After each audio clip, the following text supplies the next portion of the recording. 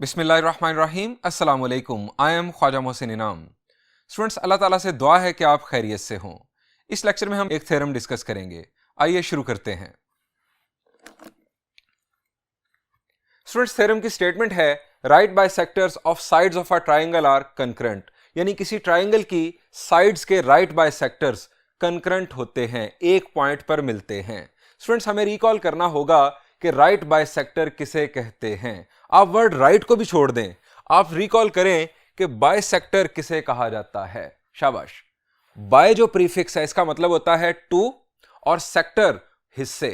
ऐसा line segment या ऐसी लाइन जो किसी दूसरी लाइन को दो बराबर हिस्सों में तकसीम कर दे, उस लाइन के लिए बाइसेक्टर कहलाती है। स्टूडेंट्स, ये ट्राइंगल की एक साइड है, ये इस साइड का मिड पॉइंट है। मिड पॉइंट से ही हम दो बराबर हिस्सों में तकसीम कर सकते हैं किसी लाइन को।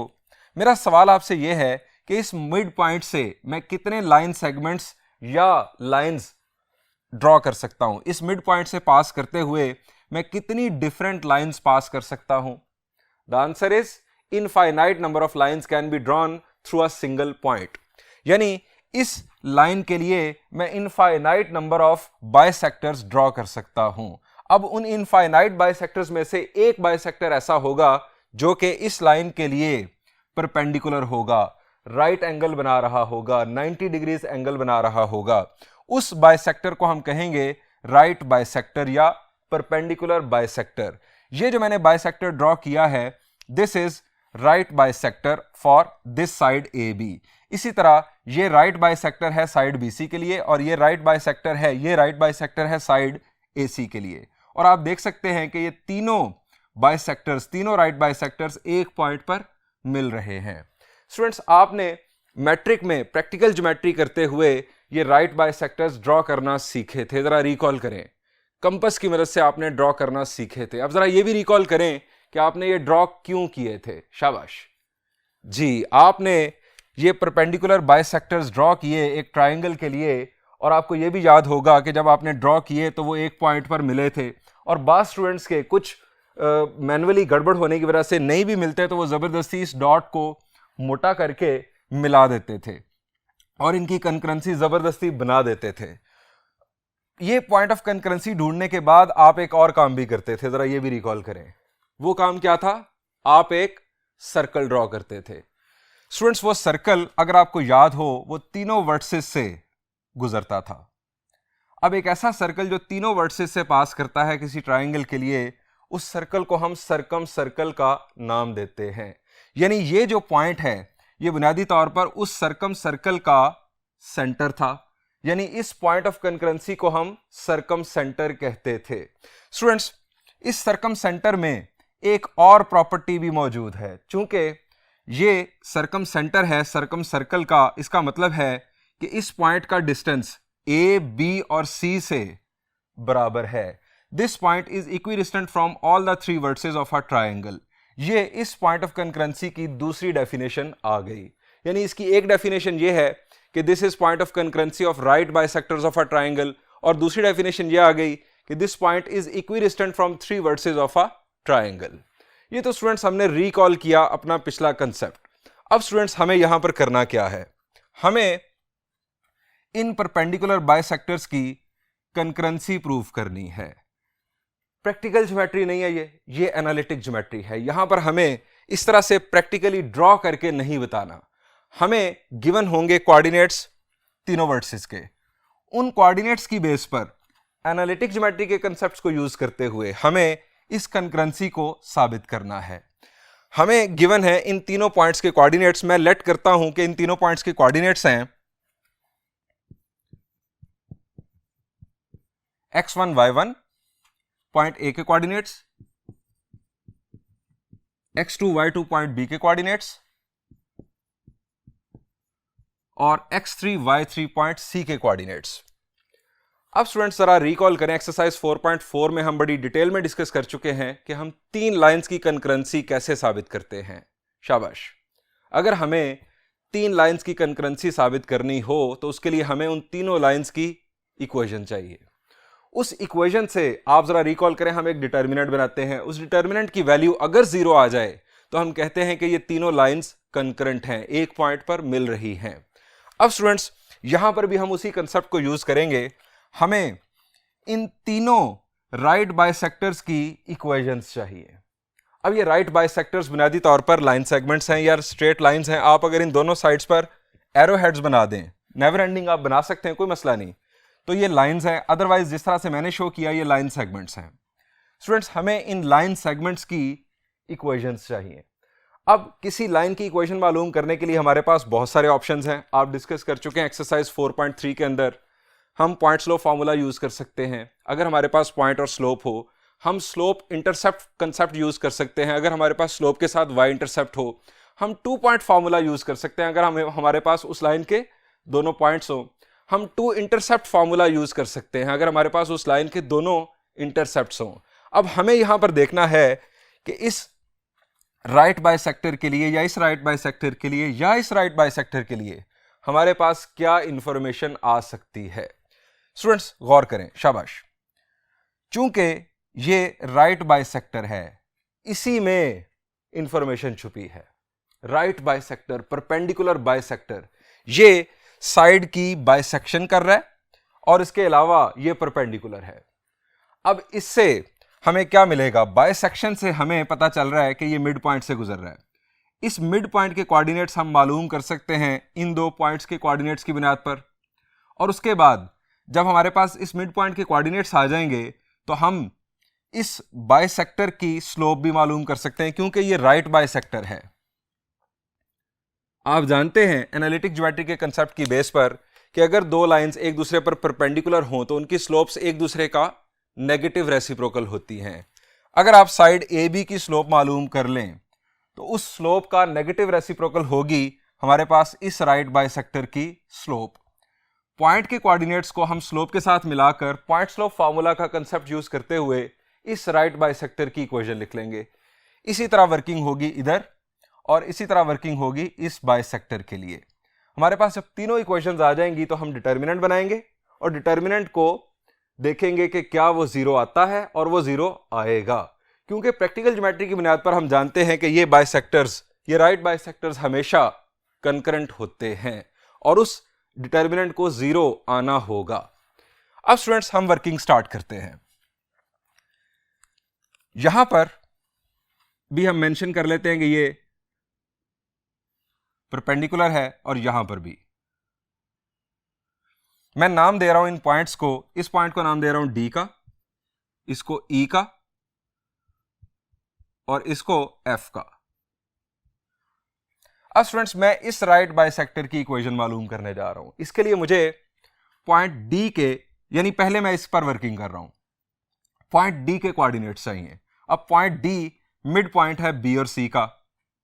यहां पर हमें लगाना है mid point formula. Mid point formula का बेसिक कंसेप्ट आप जानते हैं कि अगर आपको मिड पॉइंट के कोऑर्डिनेट्स मालूम करने हो तो एंड पॉइंट्स के एब्सिसास को ऐड करके आप डिवाइडेड बाय 2 कर दें तो आपके पास उस मिड पॉइंट का एक्स कोऑर्डिनेट आ जाता है, यानी x2 plus x3 divided by 2, ये एक्स कोऑर्डिनेट आ गया, और y2 plus y3 divided by 2, ये हमारे पास y कोऑर्डिनेट आ गया। अब हम साइड BC की स्लोप मालूम करेंगे और उस स्लोप का नेगेटिव रेसिप्रोकल करने से हमारे पास इस राइट बाइसेक्टर की स्लोप आ जाएगी। स्लोप को पॉइंट के साथ मिलाकर हम इस राइट बाइसेक्टर की इक्वेशन लिखेंगे।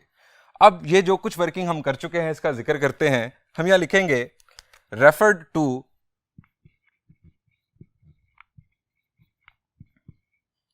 Diagram there is a triangle ABC. Let A x1 y1, B x2 y2,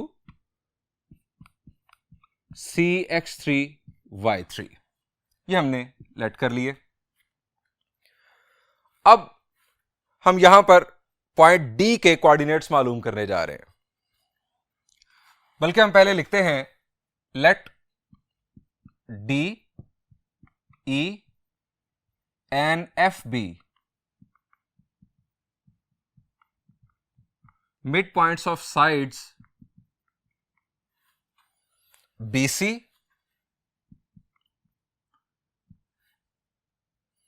AC and AB respectively. अब स्टूडेंट्स हम जिक्र करते हैं कि हम पॉइंट डी के कोऑर्डिनेट्स मालूम करने जा रहे हैं। डी हमारे पास होगा x2 plus x3 divided by 2 और y2 plus y3 divided by 2 उसका y कोऑर्डिनेट। अब स्लोप मालूम करते हैं साइड BC की। Slope of side BC। Slope का कंसेप्ट आप जानते हैं, न्यूमरेटर में डिफरेंस ऑफ ऑर्डिनेट्स और डिनोमिनेटर में डिफरेंस ऑफ एब्सिसाज। ऑर्डर सेम रखना होता है। y2 minus y3, order same रखने से मुराद मैंने y2 पहले मैंने पॉइंट B का y कोऑर्डिनेट लिखा है, अब मैं पॉइंट B का ही x कोऑर्डिनेट डिनोमिनेटर में लिखूंगा, x2 माइनस x3। ये स्टूडेंट्स हमारे पास साइड BC की स्लोप आ गई। अब हमें राइट बाइसेक्टर की स्लोप लिखनी है। Slope of right bisector of BC, इसका नेगेटिव रेसिप्रोकल होगी minus x2 minus x3 over y2 minus y3। Reciprocal कर दिया और साथ माइनस लगा दिया। अब हमारे पास ये आ गया पॉइंट और ये हमारे पास आ गई स्लोप। अब हम पॉइंट स्लोप फॉर्मूला की मदद से इस राइट बाइसेक्टर की इक्वेशन लिख सकते हैं। Equation of right bisector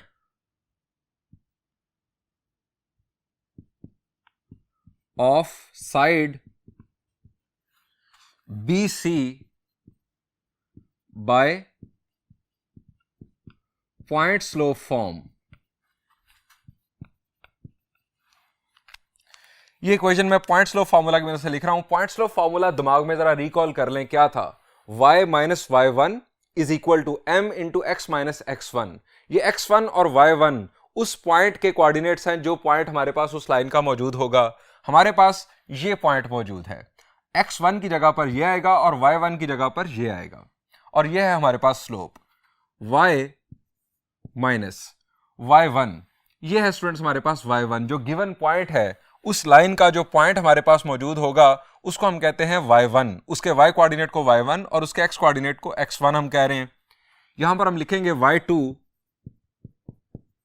plus y3 divided by 2 is equal to, अब यहां पर हम लिखेंगे slope minus x2 minus x3 over y2 minus y3 into x minus x1, यानी x2 plus x3 divided by 2। अब स्टूडेंट्स हमें इसको सिंप्लीफाई करके जनरल फॉर्म में लेकर आना है, यानी तमाम टर्म्स इक्वल के एक जानिब, x वाली टर्म, y वाली टर्म, देन कांस्टेंट। अब इसे सिंप्लीफाई करने के लिए मैं क्या कर रहा हूं, मैं y2 माइनस y3 को इधर लाकर क्रॉस मल्टीप्लीकेशन परफॉर्म करने लगा हूं। ये स्टूडेंट्स हमारे पास y2 माइनस y3 और ब्रैकेट में हमारे पास आ गया y minus y2 plus y3 divided by 2। ये इधर आके मल्टीप्लाई हो रहा है और राइट साइड पर हमारे पास माइनस x2 माइनस x3 और ब्रैकेट में x minus x2 plus x3 divided by 2। अब स्टूडेंट्स यहां पर प्रोडक्ट परफॉर्म करते हैं। इस y को मैं इसके साथ अटैच कर रहा हूं, यानी ये y इसके साथ मल्टीप्लाई हुआ। मैं मल्टीप्लिकेशन परफॉर्म नहीं करूंगा, मैं चाह रहा हूं कि y वाली टर्म जो है वो हमारे पास वाज़े तौर पर नजर आए।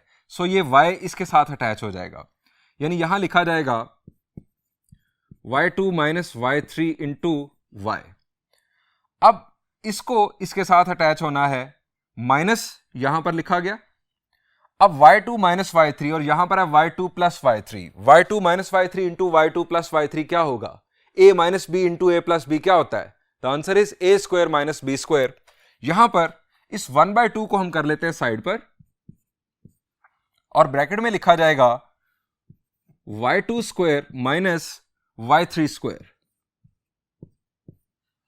दोबारा देख लें, ये y2 माइनस y3 इसके साथ मल्टीप्लाई हुआ, अब माइनस यहां पर आ गया, 1/2 साइड पर लिख लिया, y2 minus y3 into y2 plus y3, ये आगे दोनों के ऊपर स्क्वायर, दरम्यान में माइनस, इज इक्वल टू, अब ये x इसके साथ अटैच हो गया, ये x वाली हमारे पास टर्म बन जाएगी minus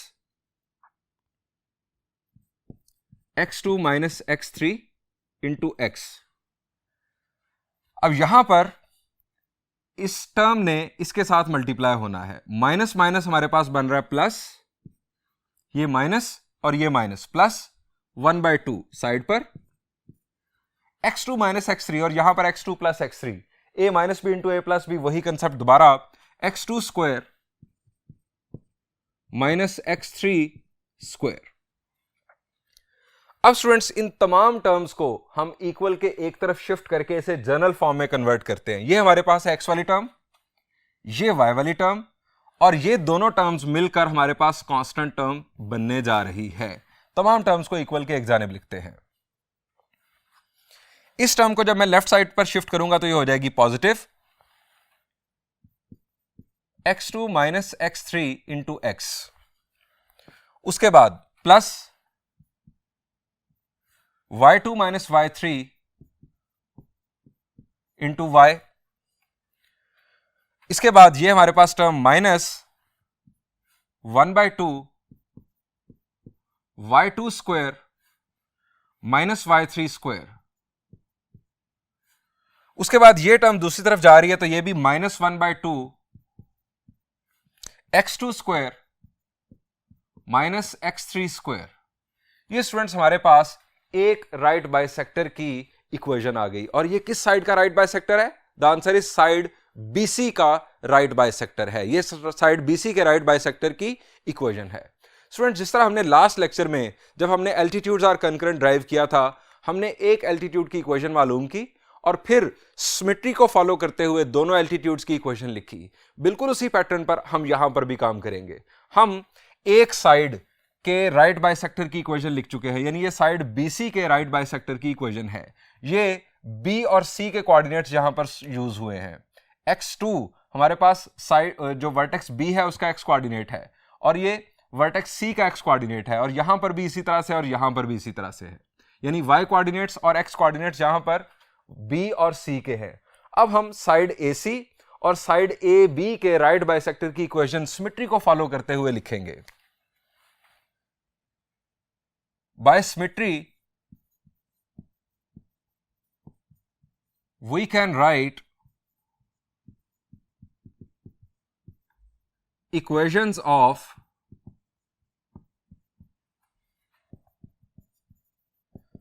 right bisectors of sides AC and AB respectively.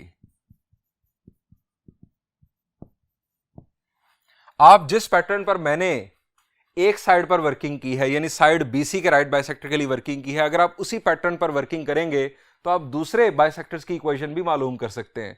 लेकिन यहां पर मैथ्स हमें इजाजत देता है कि हम सिमेट्री को फॉलो कर लें। आप इस पैटर्न को देखकर अगले राइट बाइसेक्टर्स की इक्वेशन लिख लें। अब स्टूडेंट्स यहां पर आपको एक एक बेसिकली जो नंबर है उसको आगे बढ़ा देना है। हम पहले लिख रहे हैं AC के लिए, यहां पर A और C के कोऑर्डिनेट्स आ जाएंगे। अब A के अंदर x कोऑर्डिनेट क्या था? शाबाश, A के अंदर x कोऑर्डिनेट था x1 और y कोऑर्डिनेट था y1, और C के अंदर x कोऑर्डिनेट x3 और y कोऑर्डिनेट था y3। अब यहां पर ये 2 से 3 बन जाएगा और ये 3 से 1 बन जाएगा। हम एक एक नंबर इसमें ऐड कर देंगे। 3 में 1 ऐड करने का मतलब 4 नहीं है, 3 से आगे हम दोबारा 1 पे आ जाएंगे। x3 minus x1 x plus y3 minus y1 into y minus 1/2 y3 का स्क्वायर माइनस y1 का स्क्वायर माइनस 1/2। स्टूडेंट एक हमने मिस्टेक यहां पर की, वो यहां पर हमें ख्याल नहीं रहा, ये इक्वल टू 0 राइट साइड हमारी जीरो हो चुकी है, हमने चूंकि तमाम टर्म्स को इक्वल के लेफ्ट साइड पर शिफ्ट कर दिया था, तमाम टर्म्स इक्वल के लेफ्ट साइड पर, राइट साइड पर इक्वल टू जीरो हम लिखना भूल गए थे। -1/2 यहां पर आ गया x3 माइनस x1 का स्क्वायर, x3 का स्क्वायर माइनस x1 का स्क्वायर इक्वल टू 0। ये साइड AC के राइट बाइसेक्टर की इक्वेशन आ गई। अब साइड AB के राइट बाइसेक्टर की इक्वेशन, 3 से आगे हम चलेंगे तो ये बन जाएगा 1 और ये आ जाएगा 2, 1 2, यहां पर आ गया 1, यहां पर 2, 1 और 2 इक्वल टू 0। अब स्टूडेंट्स हमारे पास तीनों राइट बाइसेक्टर्स की इक्वेशंस आ चुकी। हमें साबित करना है कि ये राइट बाइसेक्टर्स कंकरेंट हैं। अब कंकरेंसी साबित करने के लिए हम इन तीनों इक्वेशंस को सामने रखकर एक डिटर्मिनेंट बनाएंगे, डिटर्मिनेंट की वैल्यू कैलकुलेट करेंगे। टू प्रूव दैट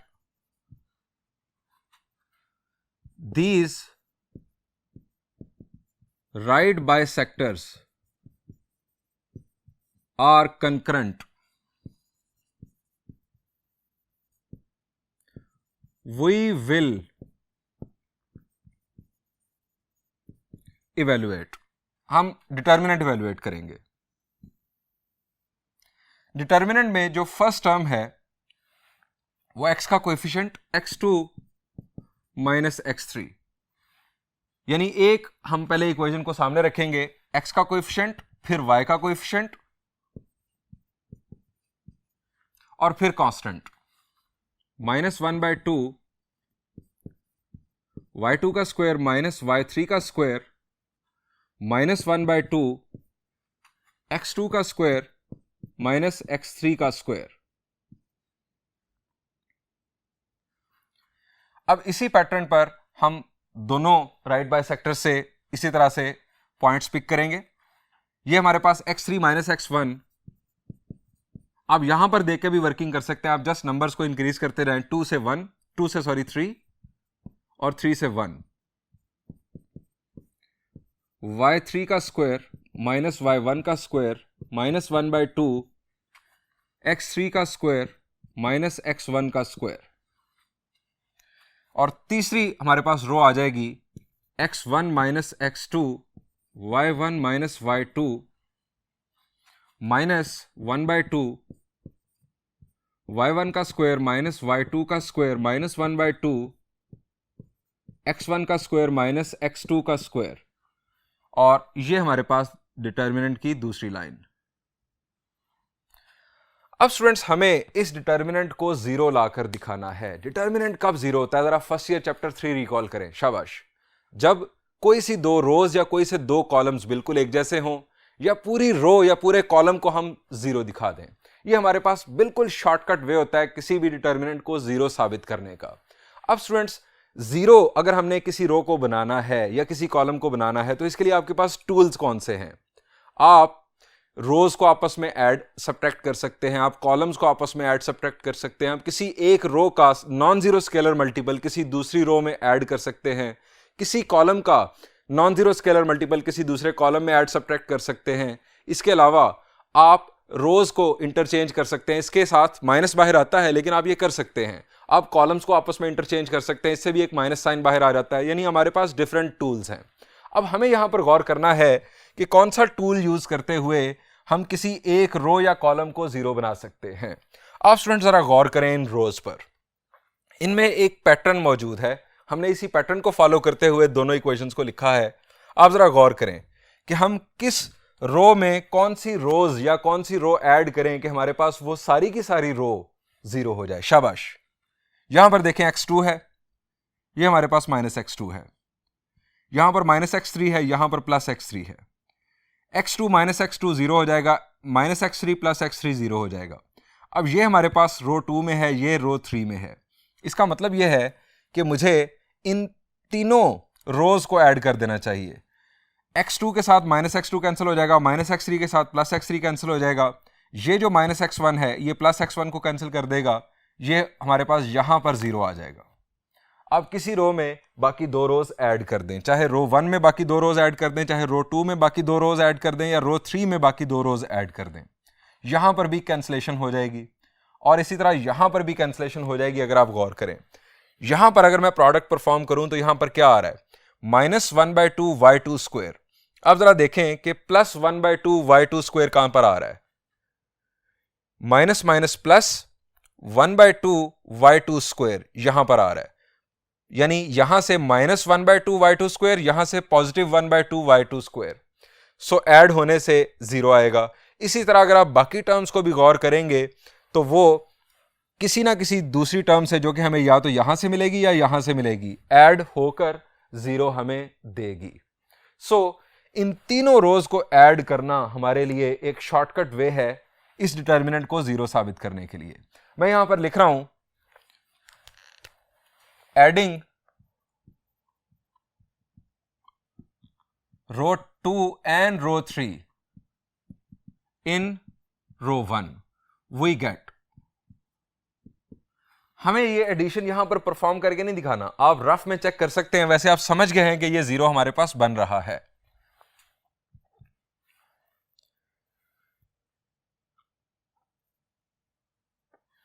यहां पर स्टूडेंट्स आ गया 0, ये तीनों टर्म्स ऐड होने से यहां पर आ गया 0, ये तीनों टर्म्स ऐड होने से यहां पर आ गया 0, और 1, 2 और 3 इन तीनों का सम यहां पर आ गया 0। बाकी दोनों रोज को आप एज इट इज कॉपी कर दें, x3 - x1 y3 - y1 -1/2 y3 square -y1 square -1/2 x3 square -x1 square, x1 - x2 y1 - y2 -1/2 y1 square -y2 square -1/2 x1 square -x2 square. ये स्टूडेंट्स हमारी डिटर्मिनेंट की लाइन, ये सारी की सारी रो हमारे पास हो चुकी 0। स्टूडेंट्स हमारा डिटर्मिनेंट आ गया 0 एज रो 1 इज 0। ये हमने रीजनिंग कर दी, चूंकि रो 1 सारी की सारी 0 है, सो डिटर्मिनेंट की वैल्यू आ गई 0। अब डिटर्मिनेंट की वैल्यू 0 आने से यह साबित होता है कि तीनों जो राइट बाइसेक्टर्स हैं वो कंकरेंट हैं। ये हमने कंडीशन ऑफ कंकरेंसी पहले ड्राइव की हुई है। Hence right bisectors of any triangle are concurrent। Students ये कंकरेंसी यहां पर साबित हुई। Thank you and Allah Hafiz.